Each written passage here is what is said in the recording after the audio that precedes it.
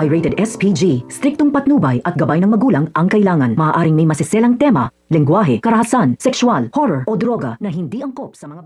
Patuloy nga na inilalaban ni Perena ang katahimikan na dapat sa Encantadia, kung saan gumawa nga ito ng paraan para makarating sa Debas at makausap si Emre at makahingi ng tulong kung ano ang dapat nilang gawin upang makamit na muli nila ang katahimikan sa Encantadia at malabanan nga nila itong patuloy na lumalakas na si Saur.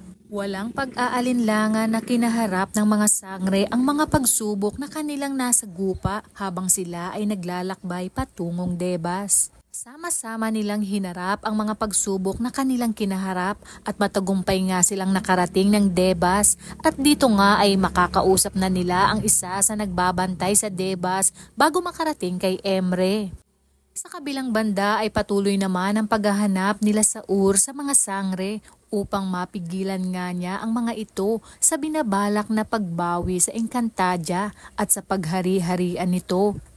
Kaya naman pakatutukan natin ang nalalapit na paghaharap ng mga sangre at ni Emre dito lang sa Encantadia.